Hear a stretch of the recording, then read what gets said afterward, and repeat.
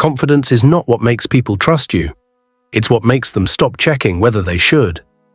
That's the part no one likes admitting, because confidence feels like a virtue. But psychologically, it operates more like a shortcut, and shortcuts always come with blind spots. Most people think confidence is about believing in yourself, standing tall, speaking clearly, owning the room, and on the surface, that's convincing. But if confidence were just belief, insecure people wouldn't be so good at faking it, and truly capable people wouldn't doubt themselves so quietly. Yet that's exactly what we see. So something else is happening. The truth is, confidence doesn't persuade people because it's accurate. It persuades them because it reduces their cognitive load. Confidence tells the brain, you don't need to analyze this further. And the brain, always looking to conserve energy, agrees. That's why this matters. Because once you understand how confidence actually works, you stop chasing the feeling and start understanding the signal. Here are some psychological truths about confidence you should stick with. Psychological truth number 1, confidence works because people avoid uncertainty, not because they admire strength. Here's the uncomfortable part. People don't respond to confidence because it's impressive. They respond to it because uncertainty is exhausting. The human brain is wired to minimize doubt. Every unanswered question creates friction. Every ambiguous signal requires effort. Confidence removes that friction. When someone speaks without hesitation, the brain doesn't think, they must be right. It thinks, this seems settled. So attention moves on. That's why confidence often outperforms competence in social settings. Not because competence isn't valuable, but because it requires evaluation. Confidence skips the evaluation step. Think about meetings, classrooms, or group conversations. The person who speaks first, with certainty, often sets the tone. Not because they're the smartest, but because everyone else subconsciously aligns to reduce ambiguity. Confidence acts like psychological punctuation. It ends the sentence for everyone else. And once a sentence feels complete, few people feel compelled to rewrite it. This is also why overconfidence can be dangerous. It doesn't just persuade others, it quiets their critical thinking. Which brings us to the second psychological truth. Confidence is often a social signal of safety, not capability. Confidence doesn't just say, I know what I'm doing. It says, you won't need to manage me. That's the real appeal. Confident people appear emotionally contained. They don't leak anxiety. They don't ask for reassurance. They don't scan the room for approval.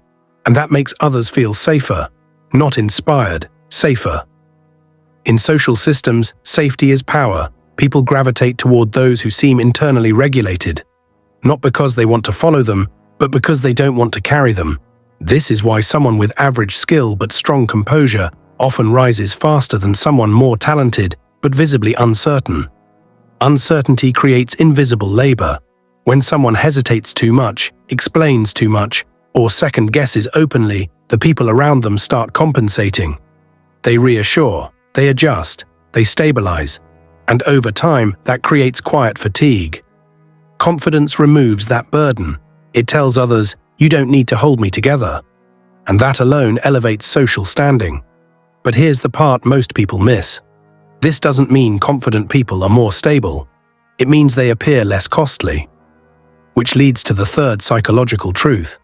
Confidence is often learned as a defense, not a trait. Many people assume confidence comes from success, from winning, from validation. But psychologically, confidence is often learned much earlier, as a survival adaptation.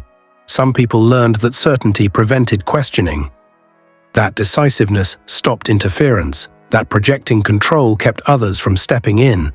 So confidence became armor, not because they believed in themselves deeply, but because hesitation invited disruption.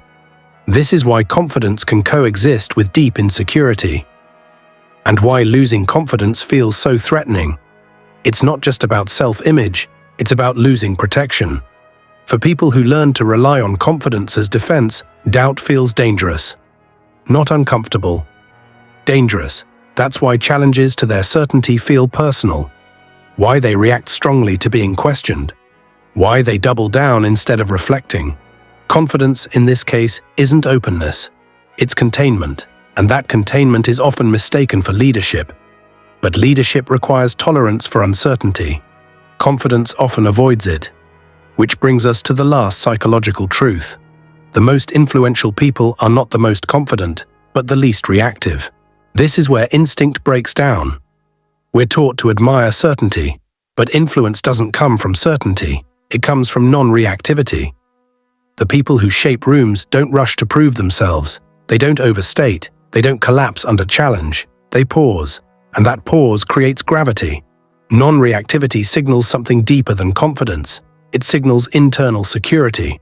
Confidence says, I know. Non-reactivity says, I don't need to show you that I know. That difference is subtle, but the brain feels it immediately. People listen differently, because now there's no pressure to agree, no urgency to resolve uncertainty, just presence. This is why some people with quiet voices dominate conversations, why some leaders speak less and are heard more, why restraint often outperforms bravado. They're not confident in the loud sense, they're grounded. And grounding invites trust, not because it simplifies things, but because it can hold complexity without collapsing. So here's the truth about confidence no one likes admitting. Confidence isn't proof of strength, it's proof of reduced friction. It works because it simplifies social interaction, because it removes ambiguity, because it lowers the emotional cost of engagement. But that also means it can mislead. It can silence better ideas. It can protect fragile egos. It can reward certainty over depth. Real influence doesn't come from believing in yourself loudly. It comes from not needing belief to function, from being able to sit with doubt without leaking it, from responding, not reacting, from letting silence do some of the work. Confidence gets attention. Grounding keeps it. And once you see that difference, you stop chasing confidence as a feeling and start cultivating stability as a signal. If this shifted how you think about confidence, that's not accidental. Most people never slow down enough to examine the signal behind the behavior. This isn't about becoming less sure of yourself, it's about becoming less dependent on certainty.